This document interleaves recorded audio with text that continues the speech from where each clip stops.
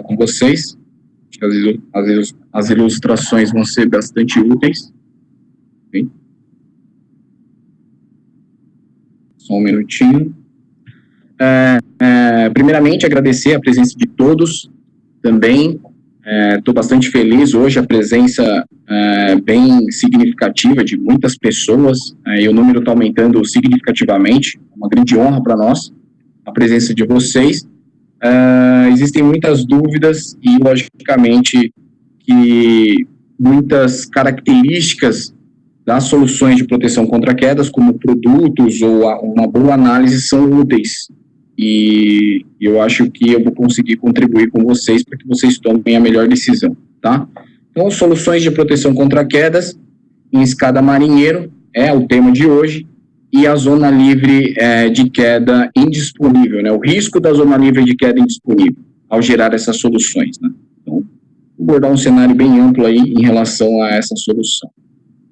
Então, a proposta é apresentar soluções de acesso seguro em proteção contra quedas, e relacionado à zona livre de queda, né?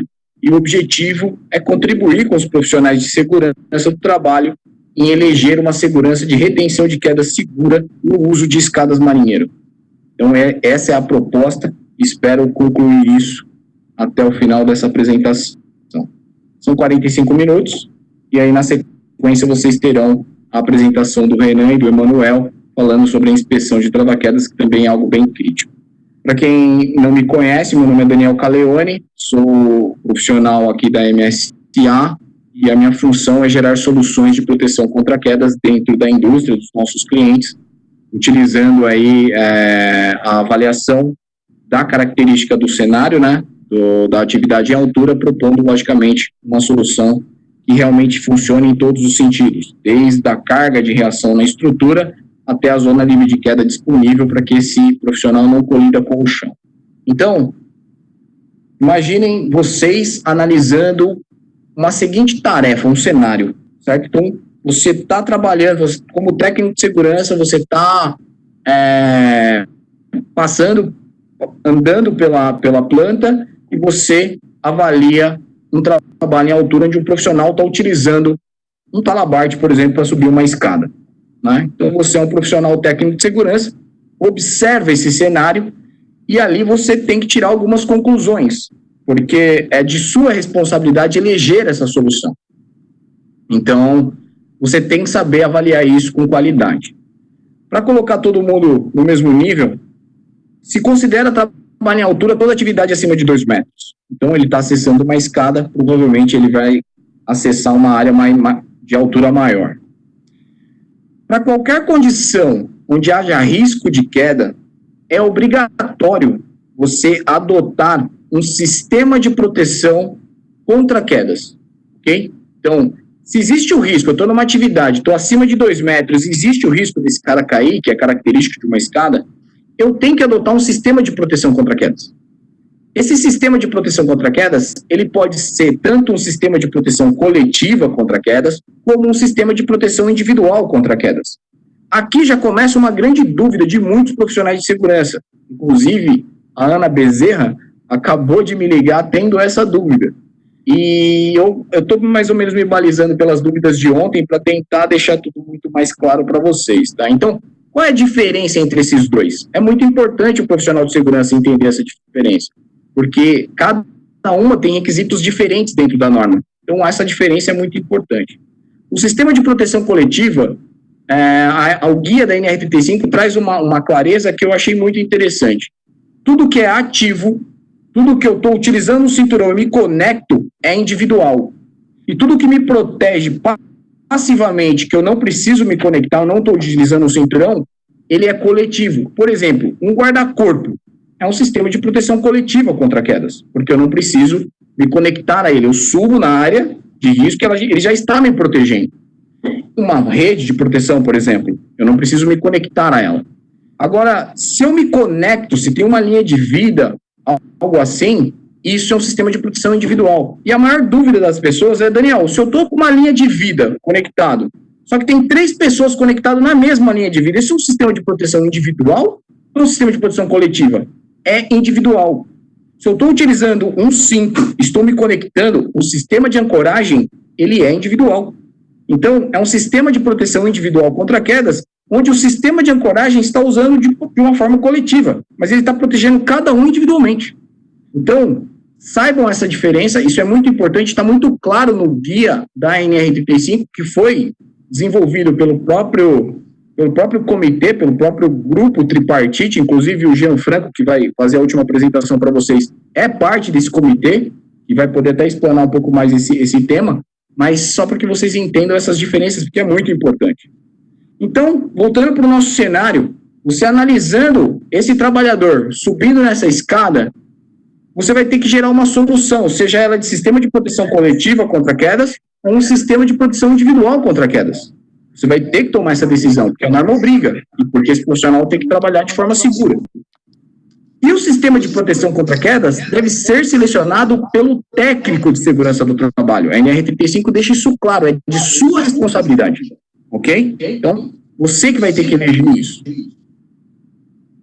Continuando observando esse cenário, a gente pensa que o profissional pode escolher um sistema de proteção coletiva. E uma grande dúvida que eu ouço falar isso de profissionais de alto gabarito de segurança ainda cometem esse erro. Eles acreditam que aquela gaiola que protege, aquela gaiola da escada marinheiro serve para proteger o trabalhador de quedas. Pessoal, isso não é verdade. Esse vídeo mostra uma situação de queda onde o trabalhador ele cai de uma escada marinheiro, onde tem essa gaiola. Então, percebam que não é um sistema de proteção contra quedas, porque o profissional cai. Esse guarda-corpo, a gente costuma brincar e chamar de espalha-corpo, porque ele não protege contra quedas, e não vai espalhar, e não vai funcionar. Então, lembre-se do item anterior, da norma NR35. Percebam o profissional caindo. Imaginem você escolhendo o sistema de proteção individual contra quedas, e aí você escolhe um sistema de proteção coletiva contra quedas.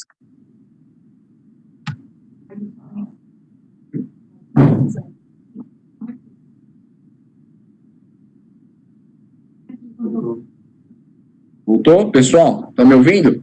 Então, voltando ao assunto, deixa eu só conectar uma internet de cabo aqui, para que não aconteça de novo. Então, pessoal, eu, como profissional de segurança do trabalho prevencionista, eu tenho a função, uma das minhas atribuições é escolher um sistema de proteção adequado. Esse sistema pode ser coletivo, pode ser individual, só que eu tenho que escolher um que funcione. Se você escolhe um sistema de proteção coletiva, um guarda-corpo, por exemplo, para uma escada marinheiro, claramente não vai funcionar. O erro é seu. Então, cuidado com isso, porque eu vejo profissionais adotando isso como medida de proteção e não protege contra quedas. Na verdade, essa escada, ela é a escada marinheira, ela tem origem da marinha, onde esse guarda-corpo ele tem a função de proteger o profissional quando ele sobe a escada de movimentação de carga próximo, porque isso pode bater contra a estrutura e esmagar esse profissional. Essa é a função dessa parte da escada, né? Desse guarda-corpo da escada, e não é proteção contra quedas. Mas notem que é vocês quem escolhem isso. Então, se você está escolhendo, você tem que escolher o equipamento certo pelas razões certas. Por isso que uma análise de risco é muito importante, ok? Então, se eu estou subindo próximo de uma embarcação e tem movimentação de carga próximo, essa gaiola é super importante, mas não vai me proteger contra quedas. Então, a escolha é sua, a responsabilidade é sua, entretanto, isso é muito importante. Tá? Aqui a parte jurídica, eu comentei um pouco ontem, mas é muito importante que vocês tenham isso em mente. O trabalhador tem o direito de trabalhar de forma segura, né? Isso está implícito aí na Carta Magna Brasileira, que é a Constituição Federal, e o artigo 7º, que fala do direito do trabalhador, deixa claro que ele tem o direito de trabalhar de forma segura no inciso 22. E dentro da esfera penal, se esse cara cai, independentemente da culpa, quem paga tudo em relação a esse acidente, indenizações e custos relacionados, é a empresa. Imagina você como empresa, eu como profissional, por exemplo, se eu fosse um empresário, contratasse técnicos de segurança para atender a NR4. São 4 técnicos, por exemplo. E aí o cara faz eu investir na gaiola, eu faço um grande investimento, E o sistema não funciona, esse profissional cai, eu tenho um outro custo relacionado a esse acidente. Eu vou olhar para você, técnico, e vou falar, era a sua função cuidar dessas pessoas, tomar decisões certas para que ele não se machucasse. E você não fez isso com qualidade por falta de conhecimento. Então, quando esse processo rodar, o empresário vai falar, eu cumpri com a NR4, eu cumpri com a determinação do Ministério do Trabalho, hoje Ministério da Economia. Agora, o meu profissional não teve a capacidade técnica, por imperícia, imprudência ou negligência, ele não adotou a medida certa. E dessa forma, você comete um ato ilícito. Por quê? De acordo com o artigo 186, você não teve a proficiência de gerar uma solução adequada, que é a sua função. Lógico que você não teve a intenção de matar essa pessoa caso ela morra. E você vai responder por homicídio culposo de acordo com o Código 121. E se esse profissional, logicamente, só tem uma lesão permanente grave, pena de 5 anos. E só o fato dele estar exposto e nada acontecer com ele, você pode responder por periquitação de vida no artigo 132. Então, são muitas responsabilidades ao tomar a decisão de proteção desse trabalhador. Então, o conhecimento ele é muito importante, tá? Então, vamos voltar a essa análise e agora vamos pensar assim, beleza, então o sistema coletivo não funciona, o sistema de proteção individual pode ser a solução. Vamos analisar um sistema de proteção individual. De acordo com a NR35, o sistema de proteção individual contra quedas, ele consiste em 3 elementos básicos, que é o sistema de ancoragem, o elemento de ligação e o equipamento de proteção individual. Como a gente pode olhar aqui, o profissional está usando um cinturão, um elemento de ligação, nesse caso é um talabarte, e um sistema de ancoragem. Vamos partir do sistema de ancoragem a princípio. Vamos supor que você está olhando essa análise, então vamos lá, vamos de cima para baixo. Sistema de ancoragem. De acordo com o anexo 2 da NR35, um sistema de ancoragem pode apresentar o seu ponto de ancoragem em 3 locais diferentes. Diretamente na estrutura, na ancoragem estrutural e no dispositivo de ancoragem. Para esse caso, a escada vira uma estrutura. Então, o ponto onde ele está conectando o MGO do talabarte é uma ancoragem diretamente na estrutura. E aí o anexo 2 deixa claro que a estrutura deve ser capaz de resistir à força de impacto gerado numa queda, mesmo que a estrutura tenha finalidade diversa. Qual o objetivo da escada? Proteger ou seja, dar suporte para o trabalhador subir na escada. Ela foi projetada para receber uma carga de 6 kN na retenção de queda? Não foi. Ou seja, isso só se caracteriza como ponto de ancoragem de fato se ele suportar a carga da qual vai ser submetido na retenção de queda. E essa é uma solicitação física e, logicamente, do anexo 2. Se você não consegue garantir que esse degrau vai suportar essa carga, ele não é um ponto de ancoragem válido. Você tem dúvidas em relação a ele, ele pode falhar, esse profissional pode cair. Então, você, profissional de segurança, tem que cuidar disso. É uma pergunta que você tem que fazer. É um questionamento que você tem que se fazer e falar assim, será que esse degrau vai suportar? Não adianta você acreditar que a sua responsabilidade acaba no EPI negativo. No sistema de proteção individual contra quedas, que é da sua responsabilidade eleger, contempla o sistema de ancoragem. Não é você que vai calcular, e não é você que vai garantir a resistência, mas você tem que cuidar para que isso aconteça. Então, um profissional legalmente habilitado pode recalcular essa estrutura. Uma dúvida comum é quanto deve suportar. E a NR35 deixa claro que tem que suportar a carga da qual vai ser submetido. Se o profissional cair, ele está com um talabarte com absorvedor de energia. Logicamente, ele vai gerar uma carga de impacto no trabalhador nunca maior que 6 kN, porque essa é a função do absorvedor. Entretanto, a carga de reação é contrária, vai ser 6 kN também na estrutura do degrau. Então, ela tem que suportar essa carga. Daniel, mas e o fator de segurança? O fator de segurança depende. Então, o pessoal fala, tem que ser 1.500 kg, porque é um fator 2,5. A OSHA fala em 5 mil libras, que são 22 kN, aproximadamente. E não é nada disso. Na verdade, o fator de segurança depende do substrato onde eu estou conectando meu dispositivo de ancoragem, ou o elemento de ligação, nesse caso. Por exemplo, o degrau vai ser submetido a 6 kN. Se eu estou falando de uma estrutura de aço, eu, como engenheiro, posso adotar um fator de segurança 2 2,5 se for soldado. Se for parafusado, eu confio um pouco mais, fator de segurança 2. Em concreto, eu conheço concreto e eu sei da dificuldade de concretagem na obra. Eu sei das complexidades que podem ter, dos problemas. Eu coloco um fator de segurança 5. Depende de mim, engenheiro, eleger aí o fator de segurança mais criterioso. Por exemplo, a MSA tem um sistema, um dispositivo de ancoragem que eu fixo na fuselagem do avião e é sobre sucção. O fator de segurança desse equipamento é baixíssimo, porque o substrato onde ele está sendo instalado é de uma qualidade incrível, de um sistema de controle de qualidade muito bom. Então, é variável. Então, a NR35 foi muito feliz em propor algo assim, porque eu posso variar o fator de segurança de acordo com a confiabilidade do substrato. Então, isso é muito importante.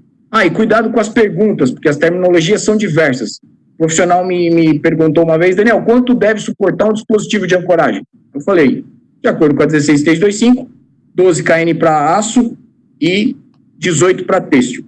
E uma outra vez, um mês depois, ele perguntou, e o sistema de ancoragem tem que suportar quanto? Eu falei, a carga da qual vai ser submetido.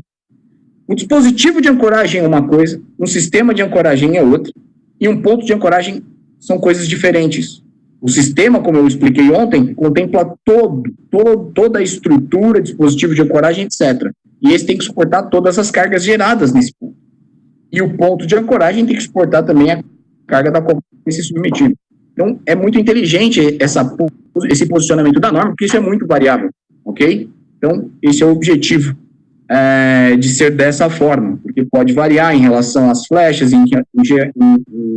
por exemplo, a reação nesse ponto no degrau são 6 kN, mas eu posso ter uma alavanca gerada nessa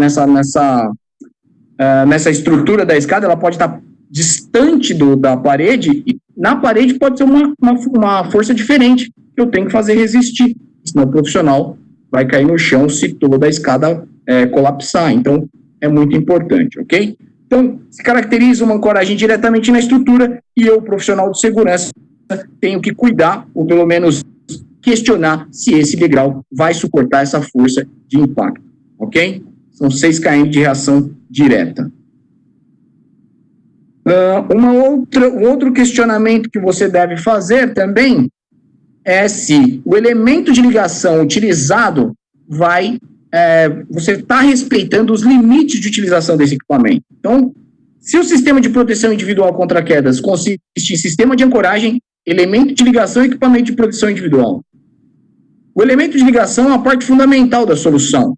E eu tenho que avaliar se ele vai funcionar para essa atividade. Porque sou eu que estou elegendo essa solução para proteção, né? Então, o pessoal costuma acreditar que o cinturão Talabart resolve todos os problemas de proteção contra quedas da empresa. Eu pergunto para os clientes, quais são as soluções de proteção contra quedas? Aqui está todo mundo com cinturão, está todo mundo com Talabart, e a gente acredita que isso está salvando as pessoas. Já identificamos que o sistema de ancoragem é um ponto importante. Só que um Talabart tem limitações de uso. Então, quando você olha uma situação dessa, a NR35 determina que a análise de risco você deve considerar a zona livre de queda, ou seja, o espaço livre que você tem abaixo do trabalhador para desaceleração de toda essa queda. E os EPIs adotados para essa solução, para qualquer solução de proteção contra quedas, têm que ser adequados para a utilização e também utilizados considerando os limites de uso, ok? Então, vamos entender um pouco o limite de uso de um Talabart.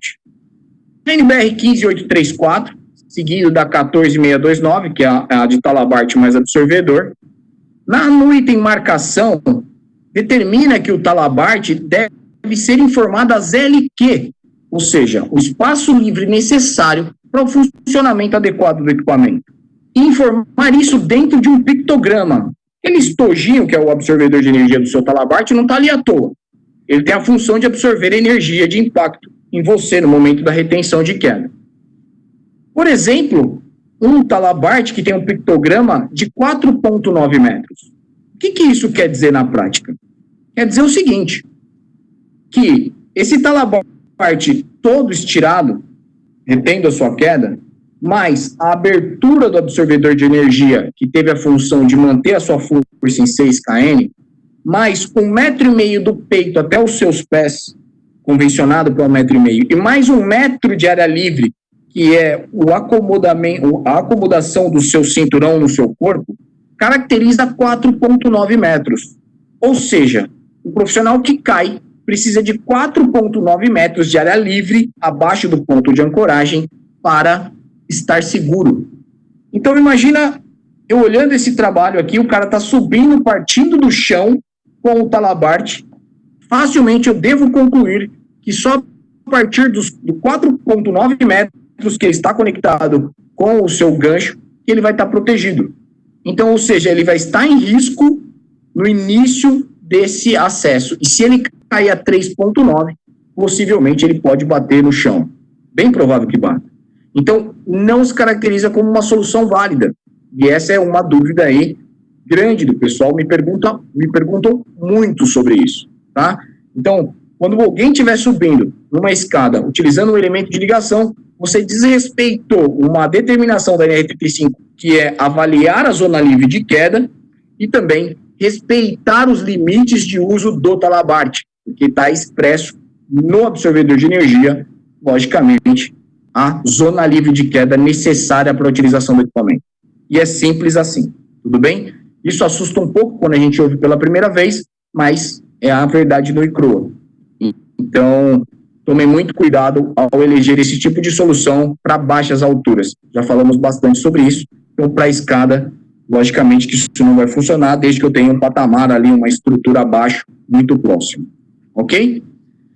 Ah, Daniel, mas, cara, o pictograma do talabarte está determinando ali o pior caso.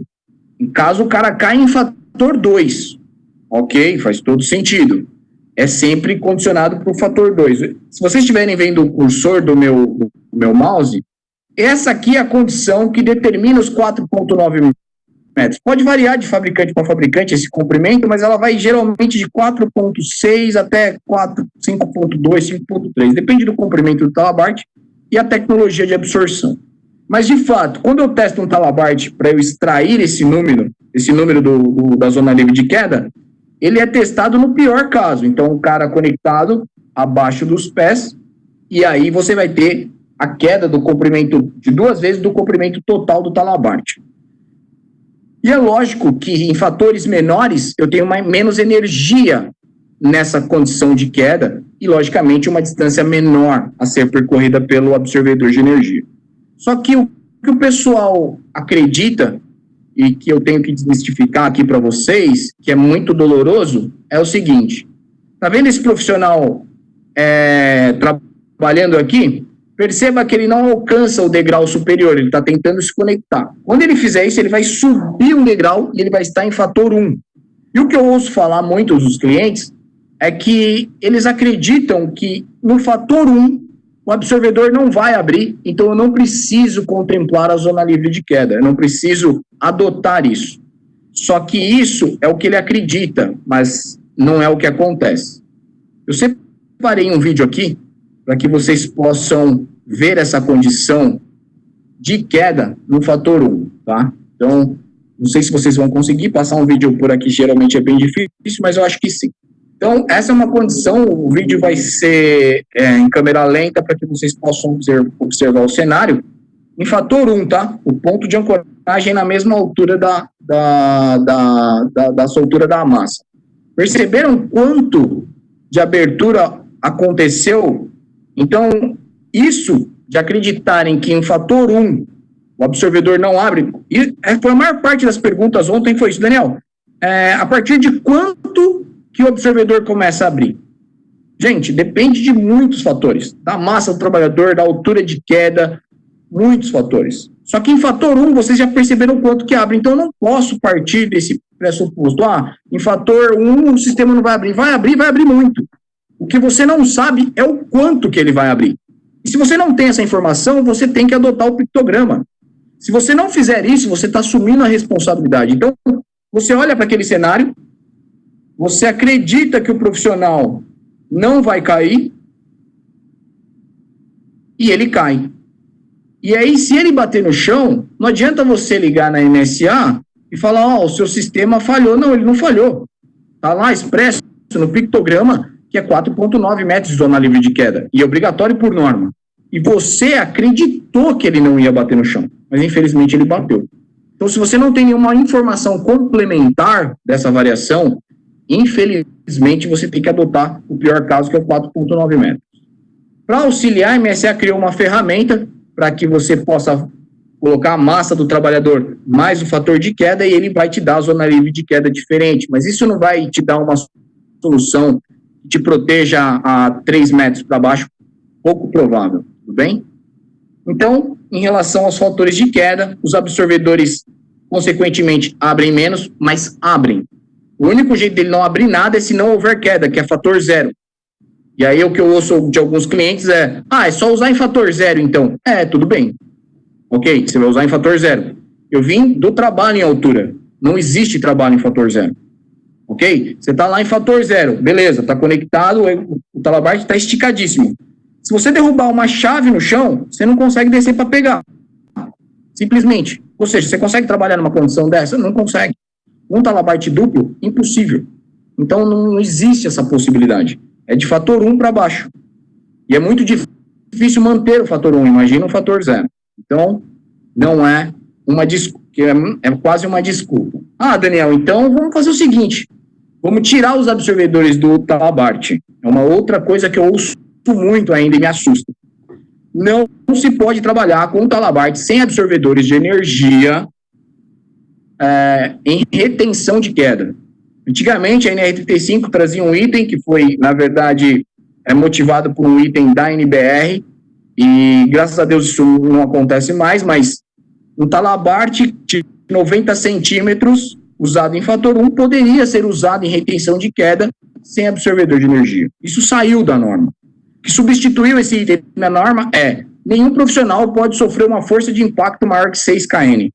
Então, se você está utilizando um talabarte sem absorvedor de energia, numa possibilidade de queda, e você cair em fator 1, a carga no seu corpo, a força de impacto, ela vai chegar até 2.500 quilos, facilmente, suficiente para romper a sua coluna, para danificar os seus órgãos internos. Então, não é uma solução válida. Descumpre diretamente o item da NR35, que determina que a carga máxima de impacto é 6 kN. Então, você não pode usar um talabarte sem absorvedor de energia para retenção de queda, acreditando que ele vai salvar a sua vida. Ele não vai, na verdade, ele vai te matar numa condição de queda.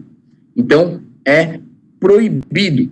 Inclusive, tem uma nota da Animaseg, logicamente direcionada para fabricantes, dizendo da proibição da utilização de talabarte sem absorvedores de energia para proteção de queda. Aí vocês falam, Daniel, isso é elementar. É lógico que não. Mas é incrível o quanto de questionamento que eu recebo até hoje sobre isso.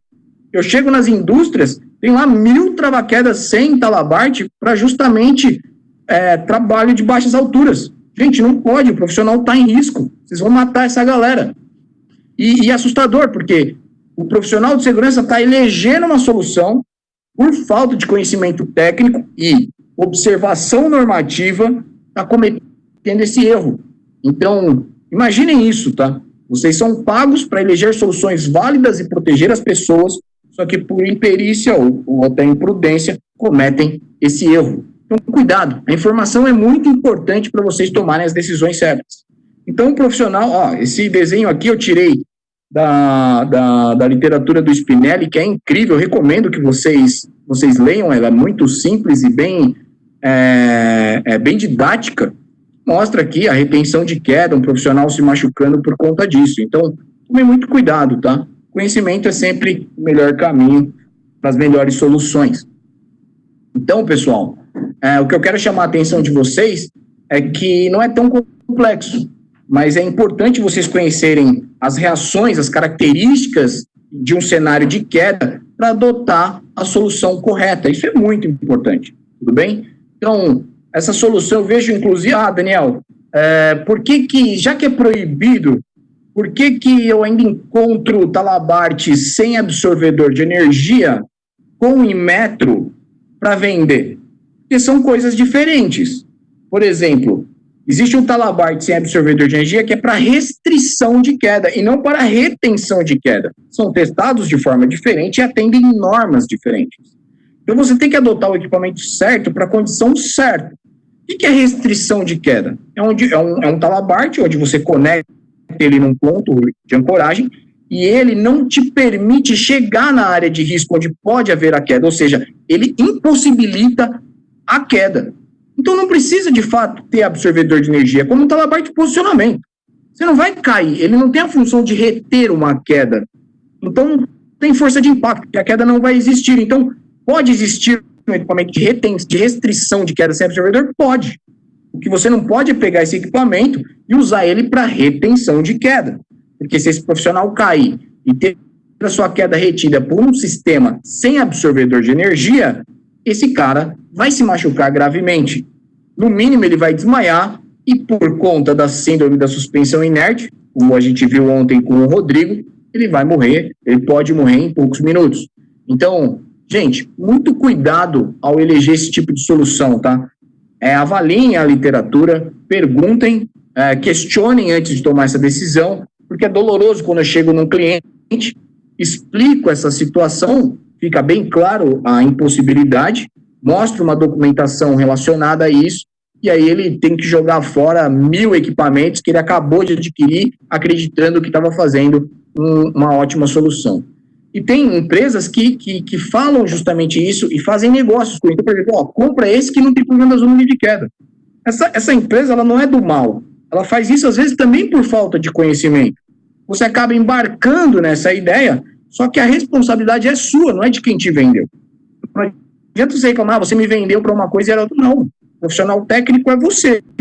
Você tem que tomar esse cuidado de solicitar o equipamento certo para a condição certa de trabalho. Então, talabarte sem absorvedores para utilizar subindo uma escada para controlar a zona livre de queda é uma escolha horrível. Tem profissionais que instruem os seus trabalhadores, profissionais técnicos, a bypassar o absorvedor. Então, tem o talabarte, o absorvedor de energia, o cara pega um mosquetão e coloca depois do absorvedor, quando ele está abaixo de 5 metros, achando que está gerando uma super solução. Infelizmente, é uma solução que pode se valer a vida do profissional. Muito cuidado ao tomar esse tipo de decisão. Então, uma coisa que a gente tem que observar é justamente se é uma escolha eu subir uma escada com um talabarte ou com um mini retrátil. E não é uma escolha. Na verdade, é uma necessidade. Porque só assim eu consigo proteger esse trabalhador a partir do chão. Então, é uma das opções para eu trabalhar numa escada, num andaime, por exemplo, numa estrutura onde eu tenho uma baixa zona livre de queda.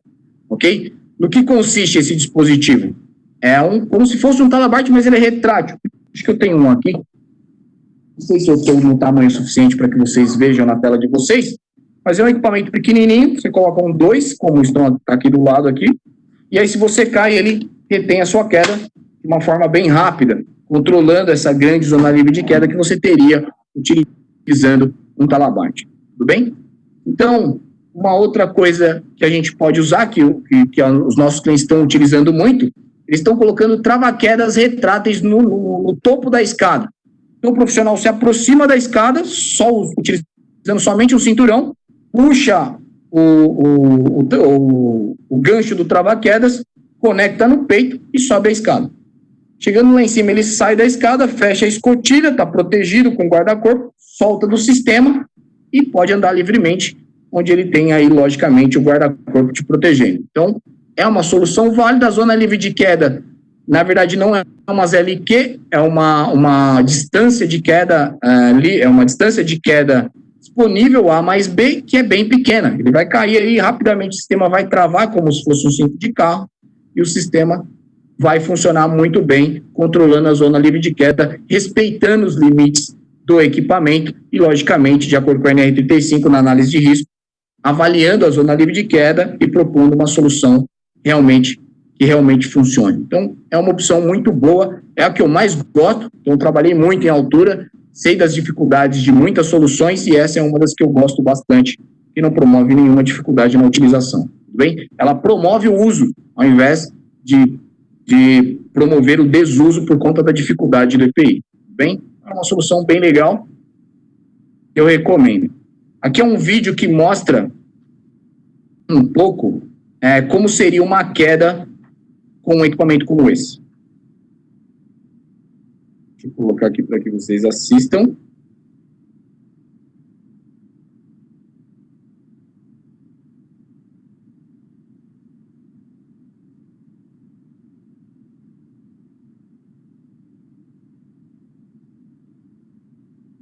Aí, não sei se todos conseguiram ver, é uma retenção de queda bem rápido, o profissional deve ter caído aproximadamente uns 50 centímetros, e aí o sistema já reteve a queda dele. Então, é uma solução bem legal, eu gosto bastante.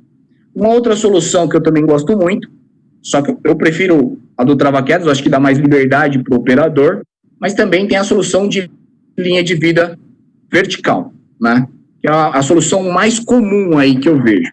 E aí o sistema tem uma velocidade de travamento, a tecnologia MSA trava em 5 centímetros.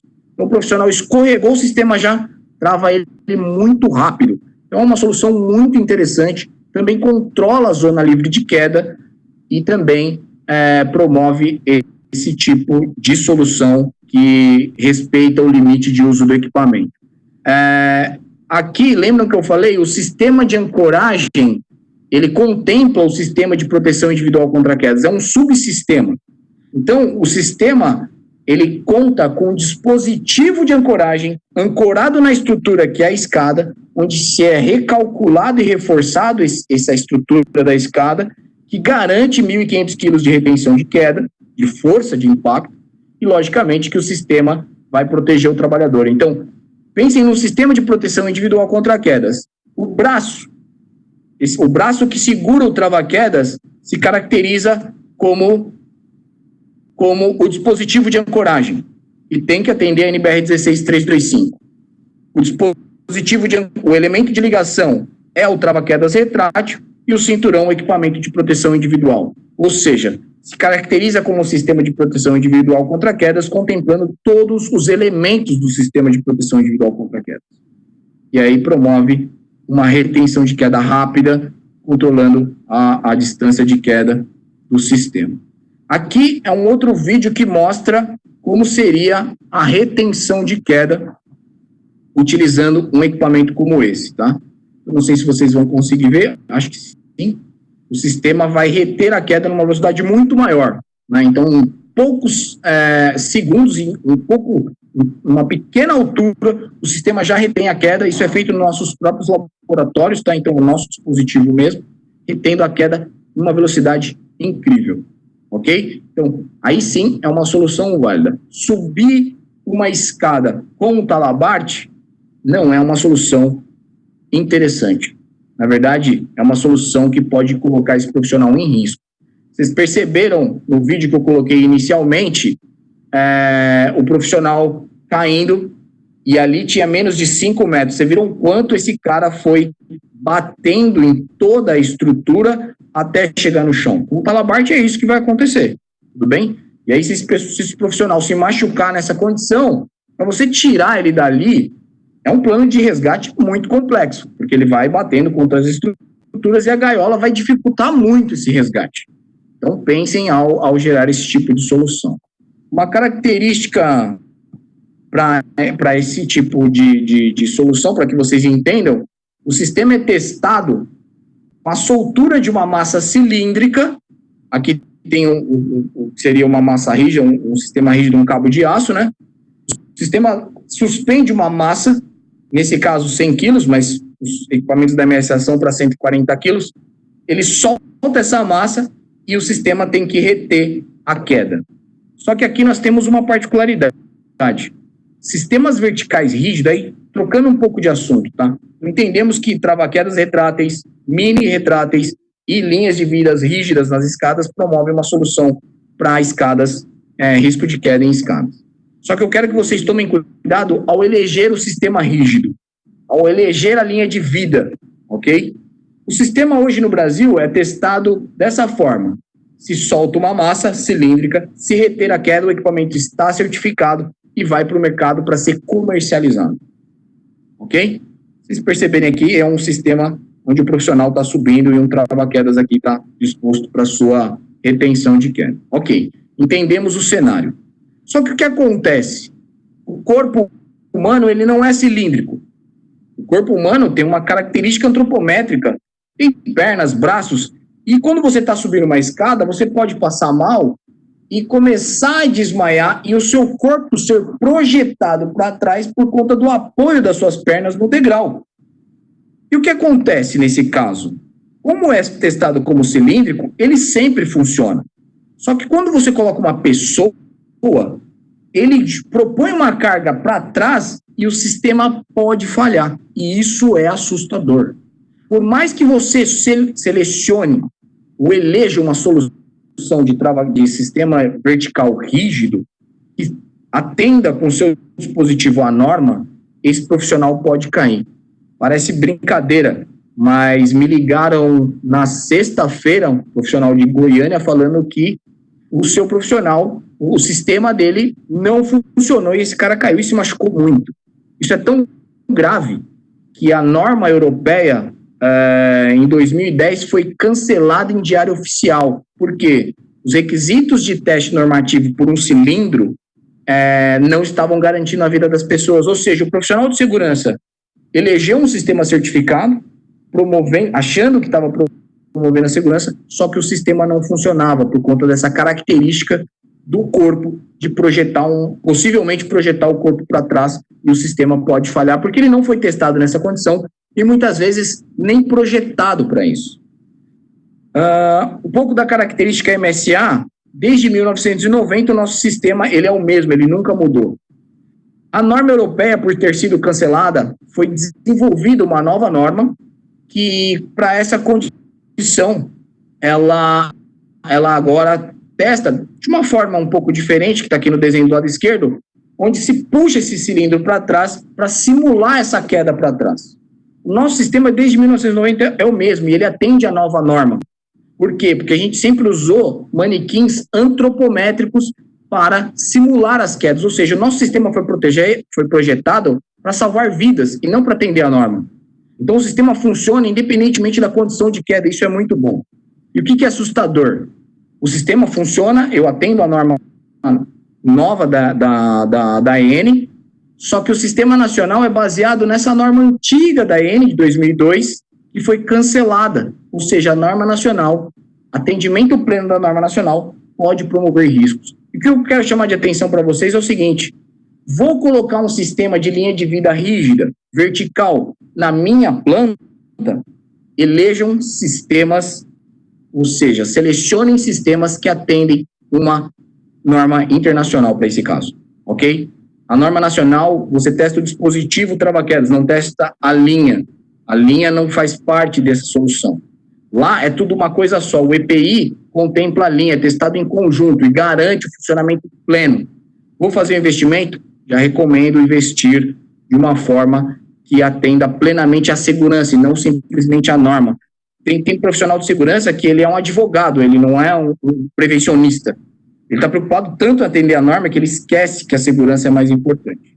Tudo bem? Então, é um apelo aí, uma recomendação que eu faço para vocês. Tudo bem? Meu tempo está em cima da hora. Agradeço a atenção de vocês.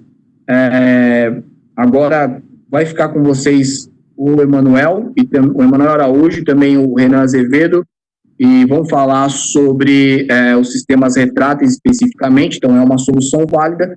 Vocês vão ter um pouco dessas características, particularidades das inspeções, que é bem legal. E eu agradeço a presença de todos, fico bastante feliz pela essa presença massiva aí de vocês, e o Renan assume agora a partir daqui. Obrigado, pessoal. Valeu. Olá de novo, pessoal.